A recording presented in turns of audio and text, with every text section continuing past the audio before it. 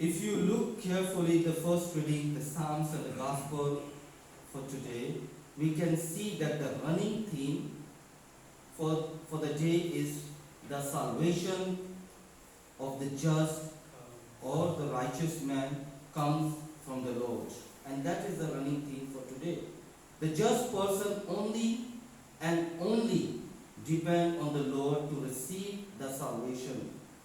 In order to receive the salvation, the sacred scriptures highlights 3 points. First, becoming holy.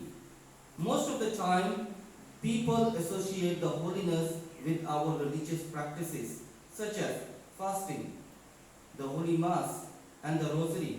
And what happened today in the Gospel? They were associating the holiness with the fasting, with John the Baptist and then the Pharisees. Whereas all these religious practices are ways to thank the Lord for all the graces we have received in our lives. Biblically speaking, holiness means setting apart oneself for God's glory. In Hebrew, this action is called hasad, that is, doing those work which pleases God so that a person can live in the reverence of God.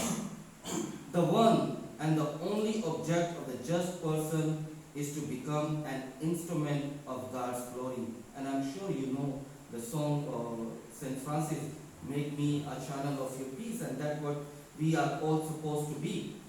Once a person set apart oneself, then he or she needs to obey the Lord, which moves to the second point of today's reflection, and that is obedience. Listening is very important action in the Bible in our day-to-day life. This action of a person leads him or her to obey the Lord. The just person always need to listen the voice of the Lord through the sacred scripture, mother church, and his brother or his sisters. Third and the last point, the just or the righteous person offers the righteous sacrifice through his words and deeds. The just person does not look for his or her own benefits, but every action he or she performs brings relief to the poor, hungry, naked, sick, and lost brothers and sisters.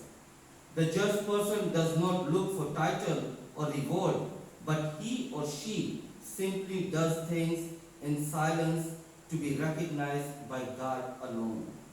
May Mary, the mother of Jesus and our mother, intercede for us to receive the salvation from the Lord by becoming the